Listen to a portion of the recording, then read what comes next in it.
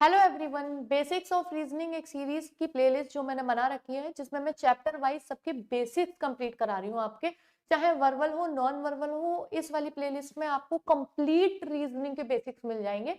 तो उसी वाली सीरीज का जो सेकंड चैप्टर है वो है घन, क्यूब। ठीक है, एसएससी हो चाहे रेलवेज हो या कोई स्टेट मतलब रिलेटेड कोई एग्जाम हो स्टेट लेवल का, या कोई भी ऐसा एग्जाम जिसमें भी घन का चैप्टर यानी इसके क्यूब के क्वेश्चंस पूछे जाते हैं, आज के बाद आपको कभी डाउट नहीं रहेगा। और ये जो सीरीज है ये बेसिक ए से लेवल से शुरू होती है, यानी आपने पहली बार घन देखा है, पहली बार क्यूब देखा है, तो भी आपको ये समझने आने वाला है।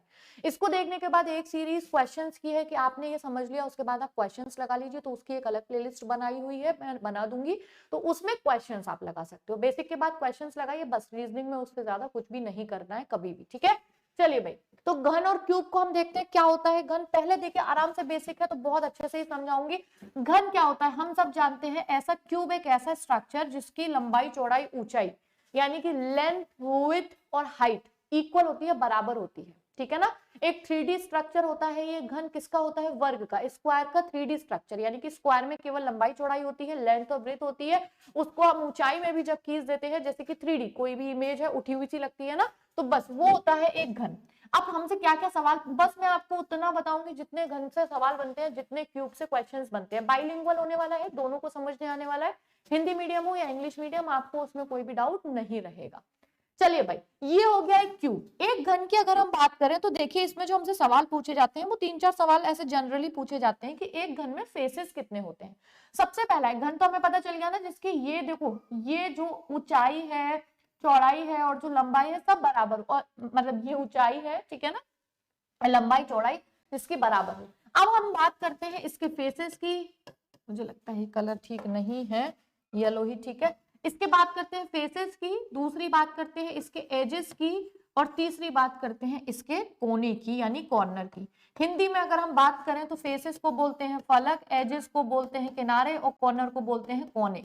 क्या होते हैं, कौन से होते हैं, ये मैं आपको बताती हूँ। देखिए भाई, फेसेस हो गए ये वाले फेसेस है, ये फेस है ऊपर का, सामने का, इधर साइड का 6 फेसेस होते हैं, और ये पीछे जो नहीं नजर आ रहा बोर्ड पे, ठीक है ना, 6 फेसेस होते हैं। तो फेसेस हो गए 6। कौन से होते हैं ये? एक ऊपर नीचे, लेफ्ट राइट, फ्रंट बैक, आगे पीछे, ठीक है ना।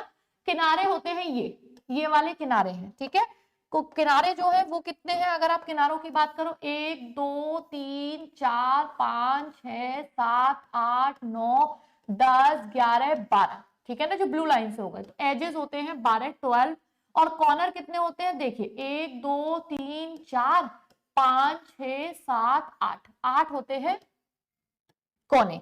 तो सिंपल चीज हो गई। कभी कभी आपसे डायरेक्ट सवाल पूछ लिया जाता है, a cube how many edges are there in a cube, एक घन में कितने किनारे होते हैं, तो आपका आंसर सीधा होगा 12। एक घन में कितने कोने होते हैं? 8। और एक घन में कितने फेसेस होते हैं? 6। ये आपको दिख गया, ठीक है ना, स्ट्रक्चर में। अब ये स्ट्रक्चर होता है, देखिए ये जो घन है इसके ये वाले जो देखिए फेसेस हैं वो अपोजिट होते हैं। जिनके किनारे एक दूसरे से लगे हुए नहीं है वो अपोजिट होते हैं, और जिनके किनारे एक दूसरे से लगे हैं, जैसे देखो ये किनारा है, ये इस वाली साइड से लगा है, लेफ्ट मतलब लेफ्ट से भी लगा है, राइट से भी लगा है, पीछे से भी लगा है, आगे से लगा है, लेकिन नीचे वाले से नहीं लगा हुआ। तो जिनके दो किनारे आपस में नहीं लगते वो उन्हें बोला जाता है अपोजिट फेसेस, और जिनके किनारे एक दूसरे से लगे होते हैं उनको बोला जाता है एडजेसेंट फेसेस। ठीक है, अब घन से किस तरीके के, क्यूब से कैसे सवाल आते हैं रीजनिंग में, हमें उससे मतलब है। देखिए, अब आपको बोला जाता है कि एक घन है, एक क्यूब है, इसे बराबर छोटे घनों में बांटा जाएगा या काटा जाएगा, ठीक है ना। तो कट इनटू पीसेस, ठीक है, एक लार्ज है, एक बड़ा जो घन है उसको, क्यूब को एक पीसेस में करा जाएगा। तो बताइए छोटे इतना बड़ा है तो इतने पीसेस कितने होंगे, इतना बड़ा है तो इतने पीसेस कैसे होंगे, ये मैं आपको समझाती हूँ। जैसे आपको बोला जाएगा कि 3 सेंटीमीटर का एक बड़ा घन है, ठीक है ना, बड़ा क्यूब है 3 सेंटीमीटर का, उसे 1 सेंटीमीटर के छोटे वाले क्यूब में बांटा गया, छोटे क्यूब में, ठीक है ना। तो 3 सेंटीमीटर का बड़ा क्यूब है, उसे 1 सेंटीमीटर के छोटे क्यूब में बांटा गया है, काटा गया है जो भी। तो बताइए टोटल जो क्यूब होंगे, टोटल घनों की संख्या बताइए, टोटल क्यूब की संख्या बताइए, ये आपको पूछा जाता है। तो देखिए यहां से मैं एक सवाल समझाती हूँ।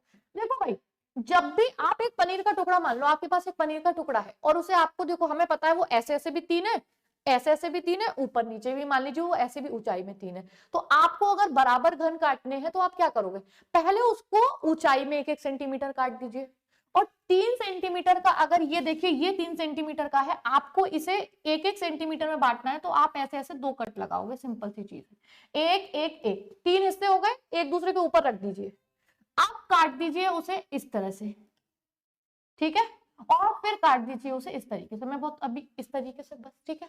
तो ये आपके पास देखो, ये टोटल मिला के घनों की संख्या निकल आई, आपने इसे काट दिया। तो जब ये टोटल घनों की, ये क्यूब्स की संख्या हुई कितनी, तो समझते हैं कैसे निकालते हैं इसे। मैं बेसिक भी समझाऊंगी ताकि कभी कोई सवाल कितना भी घुमा दे, जहां फॉर्मूला काम ना कर रहा होगा वहां आपका माइंड काम करेगा। देखिए ये कोने हुए, देखो एक घर में रूबिक क्यूब सबने लिया होगा ना, अगर आपके पास होता है तो वो वाला होता है, 3 सेंटीमीटर वाला ही होता है, यानी कि उसमें टोटल मिला के 27 पीसेस होते हैं, अलग अलग छोटे, ठीक है। तो आप देखोगे ऊपर कोने और नीचे कोने, ऊपर और नीचे का हिस्सा तो सेम होता है, लेकिन जो बीच में छिप रहा होता है ये अलग होता है, बीच वाले का अलग होगा। ऊपर को चाहे इधर पलट दो चाहे इधर पलट दो, सेम ही होगा ना, तो सेम वही है। 3 सेंटीमीटर के बड़े को 1 सेंटीमीटर में बांटा जाए तो कितने बटे, देखो एक बार बताओ, 1 2 3 4 5 6 7 8 9, मुझे 9 लेयर ऊपर ऊपर दिखाई दे रही है, 9 जो टुकड़े होते हैं दिखाई देते हैं ना रूबिक क्यूब में।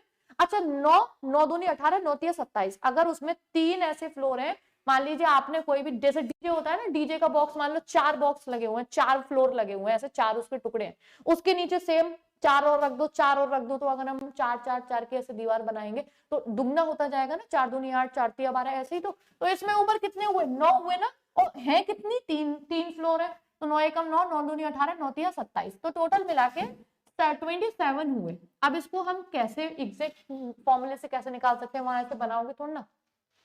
तो देखो हमेशा ध्यान रखना, बड़े यानी कि लार्ज जो क्यूब होता है उसकी जो भुजा होती है, ठीक है ना, तो लार्ज घन की जो भुजा होगी यानी कि उसकी जो साइड होगी, और जो स्मॉल जो क्यूब दिया होगा कि छोटे में बांटना है, स्मॉल क्यूब, ठीक है ना, उसकी जो साइड होगी यानी कि भुजा होगी, उन दोनों को करके और उसका कर दो आप क्यूब, ठीक है। बड़े घन की भुजा, छोटे घन की भुजा और उसका क्यूब, यानी कि लार्ज क्यूब और स्मॉल क्यूब, उन दोनों की आपको साइड लिख देनी है और उनका क्यूब कर देना है। कितनी थी बड़े घन की, 3 सेंटीमीटर, छोटे की कितनी है 1 सेंटीमीटर, इसका आप क्यूब कर दीजिए, आंसर आ जाएगा 27। और ये मैंने आपको ऐसे भी बता दिया कैसे आ गया, ठीक है ना। ये 9 9 9 9 तिया 27, ठीक है ना। चलो भाई, अगर मुझसे पूछा जाए 4 सेंटीमीटर का एक घन है, यहाँ पे मैं लिखती हूँ 4 सेंटीमीटर का है, उसे 1 सेंटीमीटर के छोटे घनों में बांटा गया, बताइए टोटल क्यूब्स की संख्या क्या होगी। सिंपल है, बड़े घन यानी बड़ा क्यूब, छोटा क्यूब, इसका क्या कर दीजिए, घन कर दीजिए, आंसर आ जाएगा 64। तो इस तरीके के आंसर आपको हमेशा निकल आएंगे, ठीक है, कि 64 का। अब 5 का पूछा जाए 1 1 में बांटा गया है, या मान लीजिए आपको बोल दिया जाए 12 सेंटीमीटर का एक घन है, 12 सेंटीमीटर का एक बड़ा है, ठीक है, लार्ज वाला है, और उसे 3 सेंटीमीटर में छोटे घनों में बांटा जाए, तो बताइए टोटल की संख्या बताइए, टोटल की। तो भी कुछ नहीं है, 12/3, बड़े घन की भुजा छोटे घन की भुजा, और इसको क्या कर देंगे 3 कर देंगे, यानी कि साइड ऑफ लार्ज स्मॉल इसमें कर देंगे, ठीक है ना। तो ये क्या हो जाएगा, 12 और 3 4 आ जाएगा ना, 4 पे 3, आंसर हो जाएगा 64। कुछ भी नहीं करना, बिल्कुल सिंपल इस तरीके से आ जाएगा, ठीक है। अब कभी ये दे दिया जाए कि एक घर में एक छोटे छोटे 125 टुकड़े हैं, मान लीजिए आपको ऐसे सवाल घुमा दिया, ठीक है ना, यानी कि टोटल मिला के एक जो क्यूब है, टोटल जो क्यूब्स हैं, जो स्मॉल क्यूब्स हैं, ठीक है ना, वो 125 है, ठीक है। और आपको बोल दिया गया जो लार्ज घन था, जो लार्ज क्यूब है, उसकी जो आर्म है यानी कि उसकी जो भुजा है, उसकी जो साइड है, वो 5 सेंटीमीटर की है।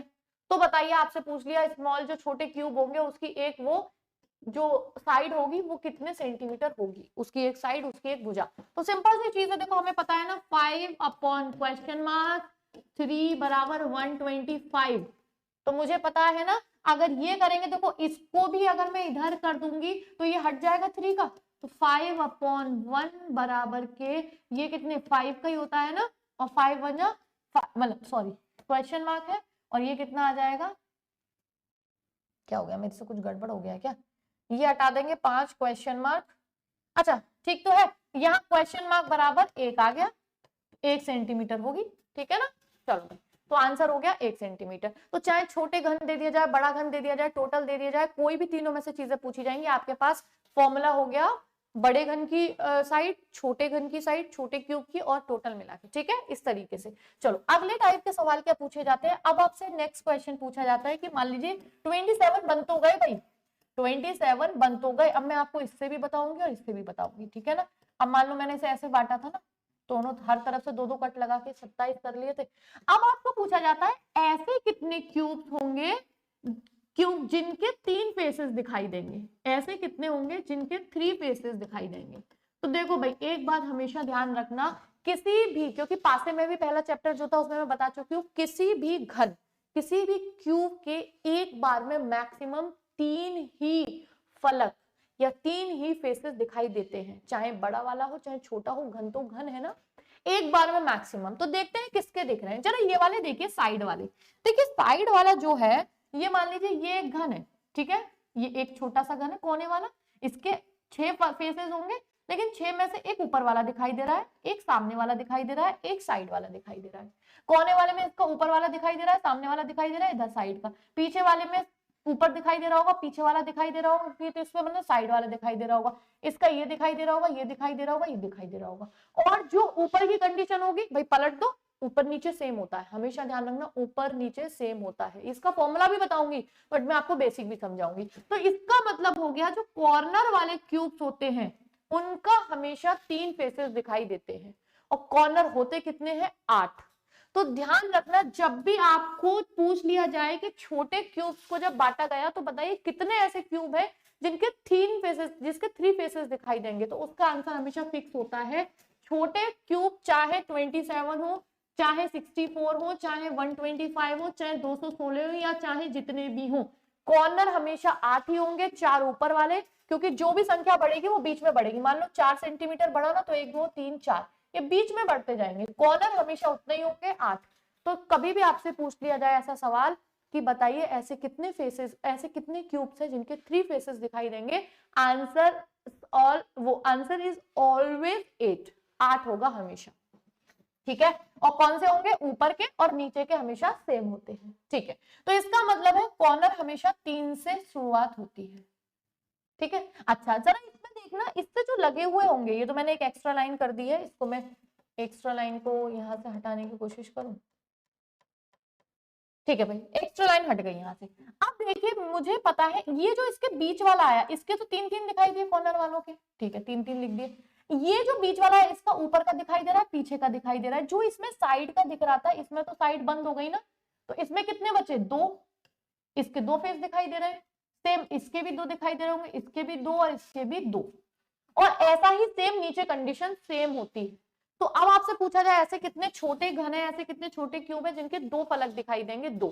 तो देखिए एक तो इसका फॉर्मूला होता है 12n-2, ये होता है वेयर n क्या है, n होता है बड़े घन, जो बड़ा वाला क्यूब है उसकी साइड, यानी कि n इज इक्वल टू जो बड़ा क्यूब है उसकी साइड, ठीक है, अपॉन जो छोटा वाला है क्यूब उसकी साइड, ये होता है n की वैल्यू, ठीक है। वैसे तो मैंने आपको बता दिया 2 2 बीच के कम होते जाते, कॉर्नर हमेशा 3 वाले होंगे, उससे लगे वाले 2 होंगे। अच्छा एक बात बताइए, इसके जो जस्ट नीचे वाला है, जस्ट नीचे वाला ध्यान दीजिए, इसमें तो ये कोने वाले के 3 दिखाई दे रहे थे, इसमें ये सामने वाला दिखाई दे रहा है, साइड वाला दिखाई दे रहा है, ऊपर वाला तो इसमें ढक गया, तो इसके जस्ट नीचे वाले 2 दिखाई देंगे। तो एक मैं आपको छोटा सा हिसाब किताब बता देती हूँ कि कभी भी अगर घन होता है, क्यूब होता है, वैसे तो फॉर्मूले से निकाल लीजिए, कभी कंफ्यूजन हो रहा है, भूल गए, नहीं समझ में आ रहा, तो ध्यान रखना ऊपर हमेशा 3 से स्टार्टिंग कर दीजिए। जैसे मैं अगर इसको एक साफ बना दूं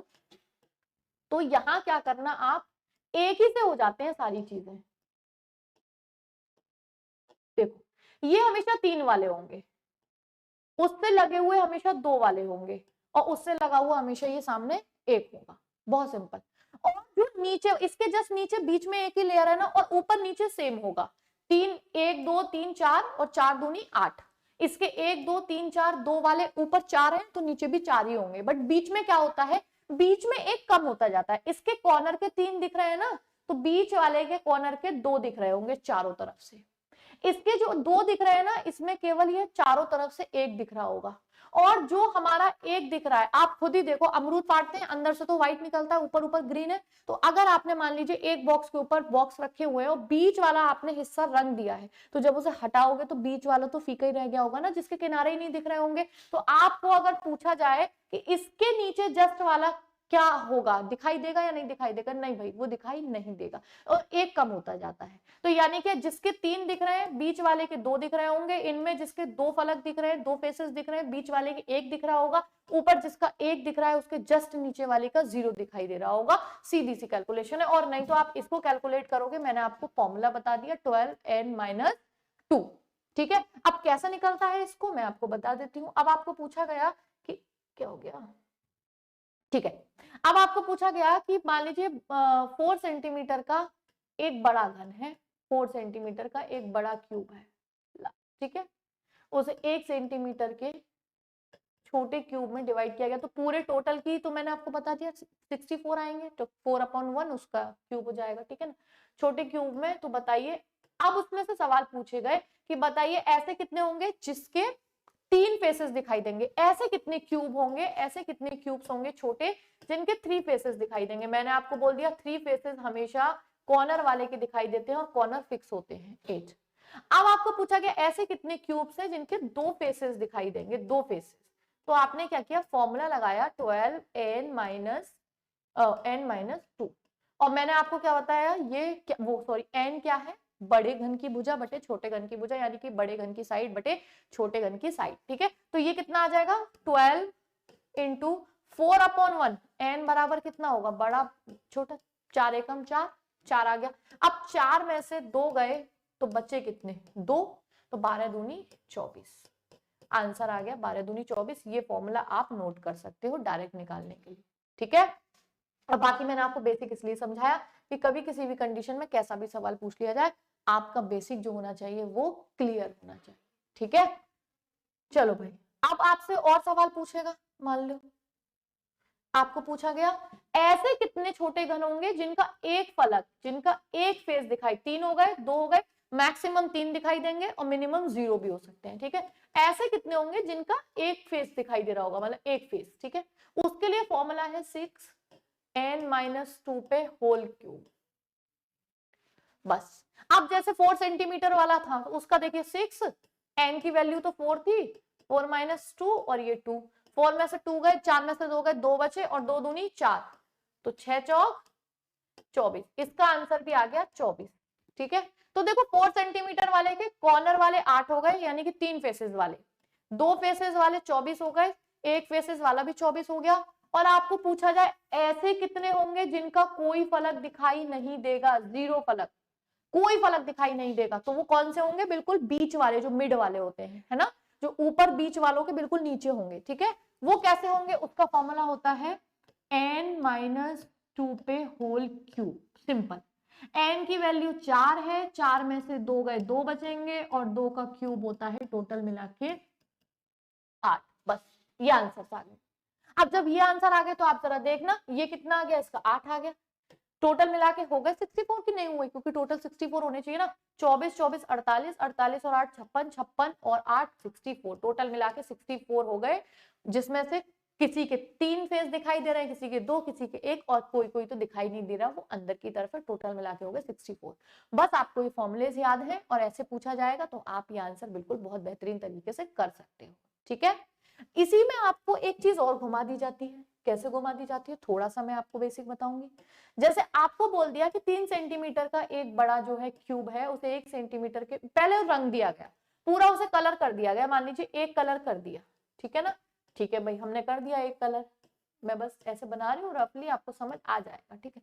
मान लो मैंने बोल दिया, मैंने इसको पूरा रंग दिया, पूरे पूरे पूरे पूरे पूरे पूरे रंग से रंग दिया, ठीक है, इस रंग से। अरे ये तो बहुत ज्यादा ऐसा सा हो गया, मुझे लग रहा है तमीज से रंगूंगी, है ना। चलो भाई, एक गन है, ठीक है।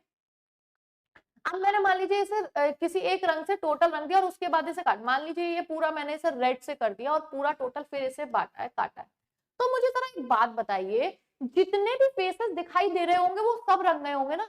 अब जैसे इस वाले के 3 दिख रहे हैं तो ये तीनों रंग गए होंगे ना, क्योंकि मैंने तो पूरा मान लीजिए किसी बॉक्स में डुबो के और निकाल लिया, तो ऊपर जितने भी फेसेस कट के आएंगे वो सब कलरफुल दिखाई देंगे ना, तो सवाल में कोई चेंज नहीं होगा। अब आपको बोल दिया जाए कि 3 सेंटीमीटर का एक बड़ा घन है, उसे रंग दिया गया एक रंग से, फिर उसे 1 सेंटीमीटर के छोटे घन में बांटा गया, तो बताइए ऐसे कितने घन होंगे जिनके 3 फलक रंगे दिखाई देंगे, ऐसे कितने क्यूब्स होंगे जिनके 3 फेसेस कलरफुल दिखाई देंगे। ठीक है ना, तो सिंपल हो गया भाई, हमें पता है 3 फेसेस दिखाई देंगे 8 के, और वो 8 अगर दिखाई दे रहे होंगे तो मींस वो कलरफुल भी हुए होंगे, क्योंकि वो दिख रहे हैं ना, और जो जो दिख रहा था अंदर का हिस्सा तो नहीं रंगा होगा, बाहर वाला तो सब रंग गया होगा ना। तो इस तरीके से आपको कलर वाले भी अगर चेंज कर दे लैंग्वेज तो भी कोई अंतर नहीं आएगा।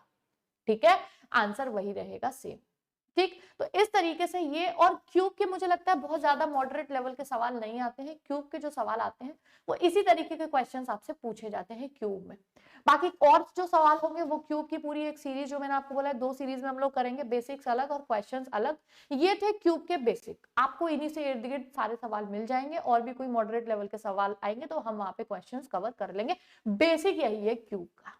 ठीक है, तो चलिए मिलते हैं अगले वीडियो में। चैनल पर नए हैं तो चैनल से जुड़ जाइए, और ज्यादा से ज्यादा लाइक और शेयर करिए, सपोर्ट करिए, क्योंकि अभी हमने स्टार्ट की है क्लासेस बिल्कुल टॉपिक वाइज, और अब हम आगे करते ही जाएंगे कंटिन्यू। जल्दी आपको कंटेंट भी मैं अपनी तरफ से पूरा फ्री में प्रोवाइड करूंगी, इसके प्रैक्टिस सेट्स वगैरह। तो आप किसी भी एग्जाम की तैयारी कर रहे हैं तो आप पूरे कंप्लीट रीजनिंग का कोर्स यहाँ से कंप्लीट कर सकते हैं, आपको कोई डाउट नहीं रह जाएगा। ठीक है, चलिए मिलते हैं अगली वीडियो में। Thanks for watching.